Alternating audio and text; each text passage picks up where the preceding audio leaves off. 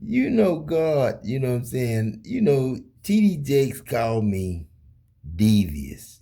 And that was Big Jakes back in the day when I was under that goddamn Swift Ships welding. But you know what I'm saying? You know what I'm saying? I'm looking at Dion and them, you know what I'm saying? And I know the family, you know what I'm saying, Mama dear. But, you know, Cleat'z became, went from being Cleat'z to No Knee, you know what I'm saying, Charlie Wally to Too Bad Knee, and then Leonard Good Knee, you know what I'm saying? You know, and Leonard is just like, you know what I'm saying, the cousin from the other side of the family over there in Freeport, you know what I'm saying? You know, Leonard and what they call him. He got a little one and a big one. Frank, you know what I'm saying? My cousin Frank, he don't match up, but the little baby, that sound like Terry. You know what I'm saying? That sound like Terry, huh? Uncle Peck. That sound like Terry Blackman that was busting that down with the baby. You know what I'm saying? The little baby or whatever. That's Terry. Then Uncle Peck. You know what I'm saying? I say, damn. You know, Cleat'z went from No Knee to Deion Sanders, high stepping with two good right and left feet. He ain't bow legged, but he right and left feet. He can go backwards with the dance. But he can step back with the dance and do his, Harlem Shuffle or whatever it was. But man, how would you feel, man? You know, retired God died at 22. If Adam Jackson was God, and Labor Jr. know it, and Missy was his mama, you know what I'm saying? And we got him out of jail fixing cars, you know what I'm saying? Yeah, all of them I know. But how come, they gonna keep prime time coaching and surviving, driving Ford F-650, and then gonna retire 21 and gonna retire 22 with Emmitt Smith playing Chris Ward and you know what I'm saying, the rest of the crew playing prime time. How you going, if 21 was such a good year for me to come out the Army and my grandfather died, my son born same year and went to the Olympics, had to. And then I see Rick and them with an orgy on Uncle Peck movie, The Color Purple.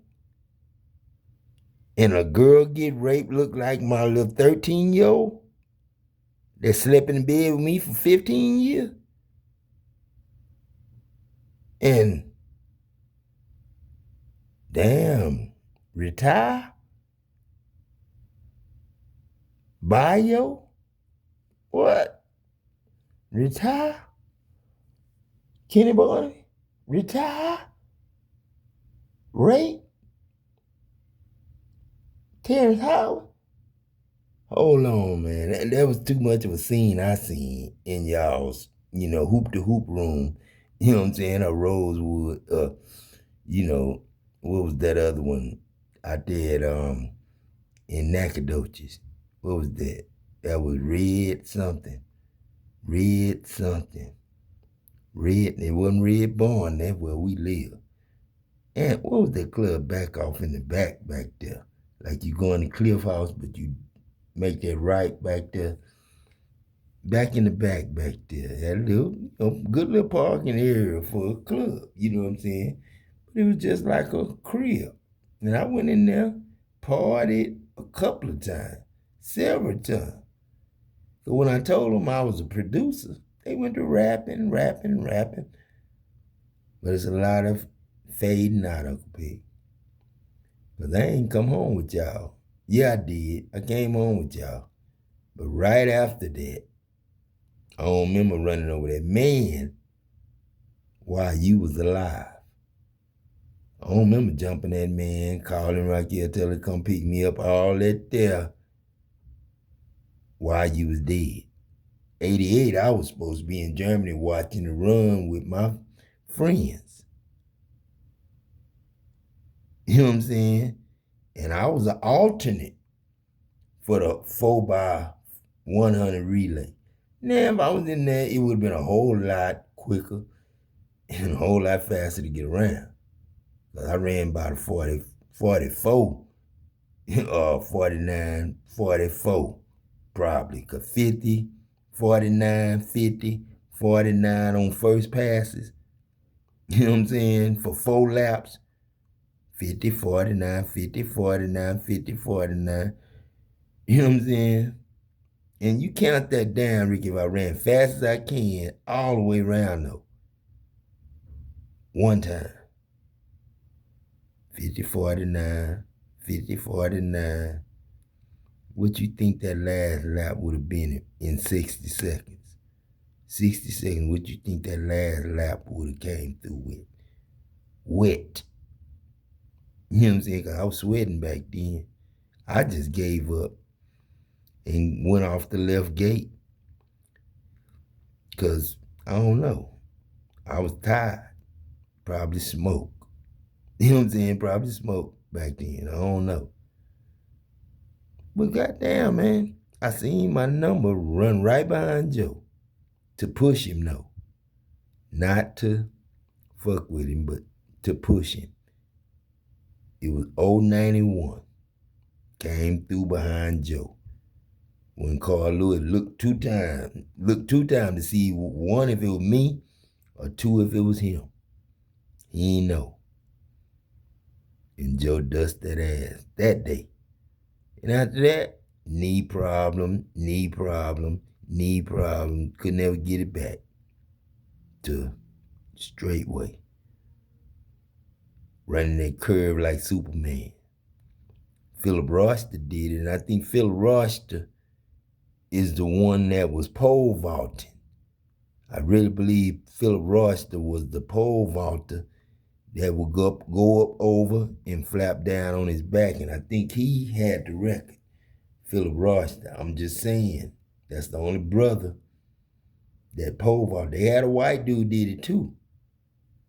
But I remember, you know, seeing Patrick wait till, no, I ain't see Patrick. I ain't mess with Patrick on the high jump, I don't think. Now, I remember messing with Roland on the high jump because he wouldn't start till 6'8", 6'9", because the record was like 11-2. And I think he got it before I quit school and went on to college. I quit school and went to college. I went under that and went on. Mr. Usher told me, go on. We went up there 2 years straight. And then engine stand, weight bench. And I don't know how many pits and shit we had to build for Mr. Usher. And I don't know how much shit y'all had to build for Mr. Usher. Because everything they brought me at the plant, for them plant people, I had to fix too. I built they barbecue pits. I built all kinds of bullshit that had nothing to do with Phillips 66. You know what I'm saying? For them motherfuckers. Like propellers to go on a boat or a motherfucking pump to kill Dr. Wayman.